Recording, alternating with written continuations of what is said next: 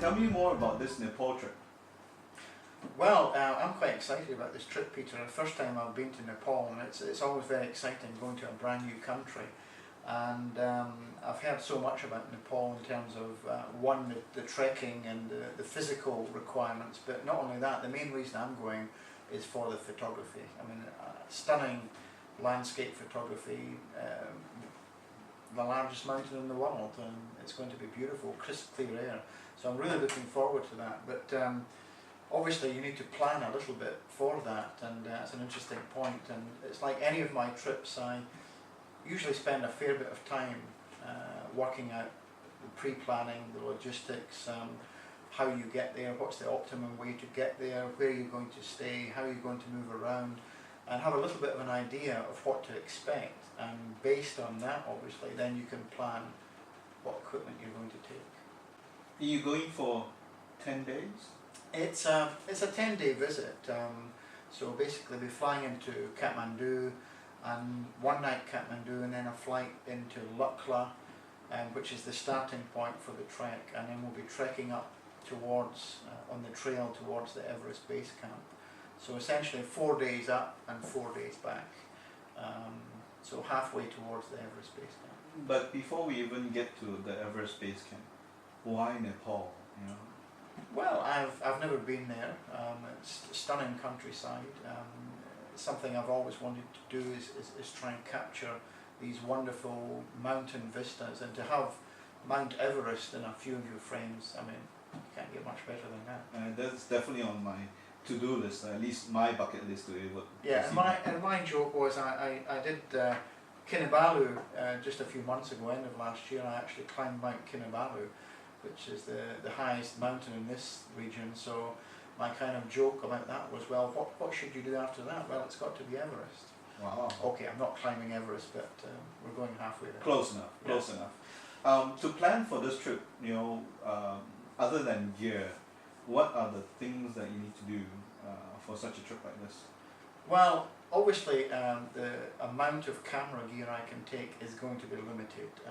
We are trekking, we're walking, we have to carry our own equipment, albeit we will have a porter, but my plan for that was the porter will be carrying some of our clothing and basic essentials, but I will be planning to take a small pack with my camera gear, a small portable tripod, which will be essential for a trip such as this. Right. And what sort of gear do you envision that you need up on this trip? Well, I'm still throwing that around. Obviously, it's always a dilemma for a photographer. It's easy when you're traveling by car or public transport, where you can take a great big bag and you can basically take every lens you can really want to take. I won't have that luxury, so I'll probably be taking 2 or 3 lenses. I mean, for an example, the Kinabalu trek I did a number of months ago, I only took 1 lens with me. I used my 5D body, and I used a rather neat, relatively new lens from Canon, the 14mm pancake lens, which is tiny and extremely light. And it worked very, very well, and I've got some fabulous shots from Kinabalu. But I think for the Nepal trip, I'll certainly be taking probably 2 or 3 lenses. Probably a 16-35. I'll certainly be taking my wide-angle lens. I'll probably take 50mm prime lens, which is one of my favourite lenses, and I'm considering potentially taking a 70-200. And what sort of camera support are you looking at?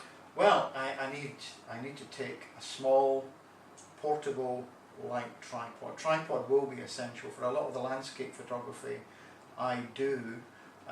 Tripod, a nice stable platform tripod will be essential. But obviously a tripod for such a trip like this will need to be not only stable and strong, but light and be compact that I can pack and easily to carry on the trip. And I know that you'll be taking one such tripod with you.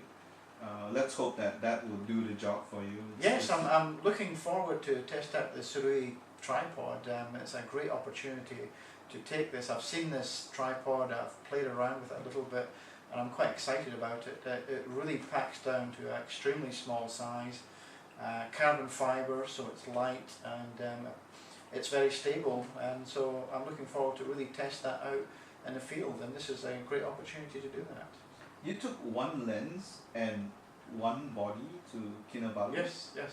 And that's the shot you got with That's one of the shots. It was with very, that 40mm that's lens? with a 40mm lens, and it's I'm impressed. the That's quality is. I've been very, very impressed with it, and 40mm on a 5D full frame body is actually, it's almost a perfect size. And as well as that, I also do panoramic style photography, so to do larger panoramas I simply shoot off a number of either landscape or portrait frames overlapped by about 25 to 30% with the 40mm lens, and I've got some beautiful panoramas. that is a single shot or a panoramic shot? This one's a single shot, yeah. Wow. I mean, I'm seeing it up close after seeing it on Facebook. Yeah. Now that I'm seeing it up close, it's really, really detailed. You know, Yeah. I really like the. I think if you blow this up even further and print it very large, I think it would be even better. How large do you think this could go? I've got print down the stairs, for example. It's about 6 foot by 2 feet from the same camera, and so these can blow up very, very large. That's really impressive. Yeah. How much work did you do to process this shot? This shot is actually, just of interest, this is actually, I think it's either a 3 bracket or 5 bracket HDR shot. This is another technique I use in my landscape photography. Exposure is always an issue. Yes. I mean, we've all been in that dilemma. What do you expose for? Obviously you expose for your subject. The subject in this case is a mountain. You expose for that, you get it perfectly exposed, but the sky may be totally blown out, and maybe the areas down here which are in shadow, you've lost all detail, although you've got your main feature perfectly exposed. So how do you handle that? You can use various filters on your cameras, but what I tend to do a lot of is use high dynamic range photography. And I take either 3, 5, sometimes even 7 bracketed shots at different exposures across all the exposure ranges of your particular light scene to make sure you've got everything properly exposed, and then merge that using HDR software. And for this one, at the moment I'm using Photomatics Pro. I use that quite extensively. I'm very familiar with that application, and you get some tremendous results, and it means most of the aspects of your frame are all perfectly exposed.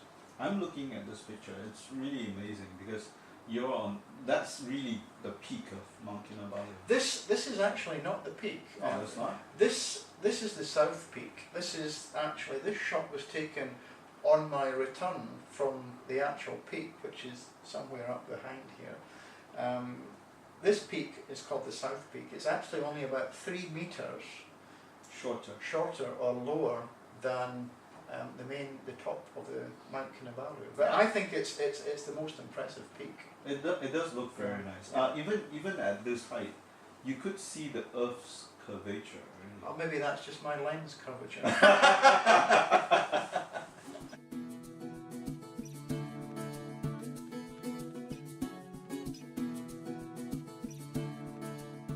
What's this map in front of you? Well, I'm leaving tomorrow morning for Nepal. Never been there before. I've just brought this up, a Google Earth map of Nepal. Kathmandu is over here someplace, not quite sure where.